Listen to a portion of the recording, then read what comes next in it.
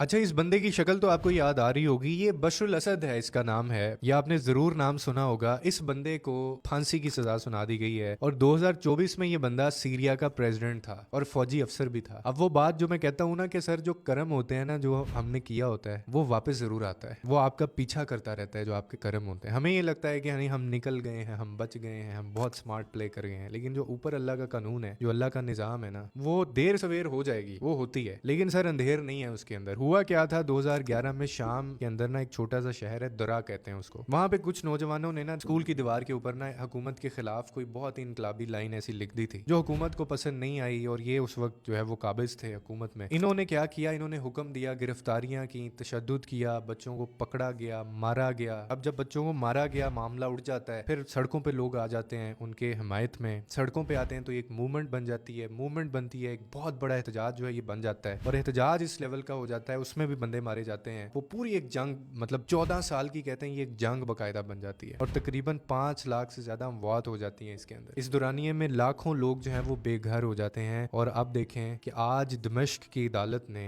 इस शख्स को सजा सुना दी है, और वो है लाइफ डेथ सेंटेंस जिसको कहते हैं। और क्यों हुआ ये? क्योंकि उस वक्त में ये जो हुक्म दिए गए थे, और ये जो कार्रवाई है, ये बाकायदा सरकारी टीवी के ऊपर नशर की गई है। और आपको पता है कि ये इस खानदान के लिए पहली दफा ऐसे हुआ है कि 5 दहाइयों से ज्यादा जिस खानदान ने हुकूमत की हो और वो इतने काबिज रहे हो, उनके खिलाफ फैसला आ जाए। और सिर्फ यही नहीं, इनके साथ 2 और लोगों को भी फांसी हुई है। एक जो है वो इसका भाई है, और एक जो है वो इसका मेरे ख्याल चाचाजाद भाई है, वो भी इसी में मुलव्वस थे। कोई सिक्योरिटी का सरबराह था उस वक्त, जिसने बच्चों को जेलों में डाला था, मारा था, और उन्होंने भी फांसी पे चढ़ा दिए थे लोग। और जो मामूजाद भाई है उसका आतिफ नजीफ नाम बताया जाता है, और एक जो है वो असद है जिसको इसका भाई है। जज का नाम जो है वो फखरुद्दीन अल अरयान बताया जाता है। उसने एक स्टेटमेंट दी और उसने कहा कि बशरुल असद जो था, इसने जनाब रियासती इदारों को जंगी जुराइम और इंसानियत के खिलाफ जुर्म के लिए इस्तेमाल किया। इतनी बड़ी बात उसने बोल दी। और ये वही शख्स था जिसके दौर में वो स्कूल के ऊपर जो दीवार के ऊपर नारा लिखा गया था, तो दर्जनों लोगों को मारा गया था, गिरफ्तार किया गया था, और नौजवानों के साथ ज्यादतियां हुई थी। मैं सोचता हूँ कि 11 साल हो गए इस बात को। वो बच्चे जब वो दीवार पे उन्होंने लिखा होगा, क्या किसी ने कभी सोचा होगा कि ये जो जुर्म है, ये जो कर्म है इसका, ये इसके पीछे पड़ा रहेगा और सजा भी सुनाई जा सकती है। इसीलिए मैं कहता हूँ मायूस नहीं होना चाहिए इंसान को। वो ऊपर बैठा है, मायूसी का मतलब है आपका उस पे से एतबार उठ गया। और फाइनली ये इतना ताकतवर देखें खानदान था। अभी फिलहाल ये रशिया के अंदर कहा जा रहा है कि असाइलम ले लिया था इन्होंने, भाग गए थे, रशिया के अंदर ये हैं। अब इन्होंने वापस बुलाने का इन लोगों को कहा है। और इक्तदार के ये कब हुआ था, जैसे इक्तदार इन्होंने छोड़ा उसके 20 महीने बाद ही हो गया था, और 2011 से ये मामला चला आ रहा था। इसीलिए मायूस नहीं होना।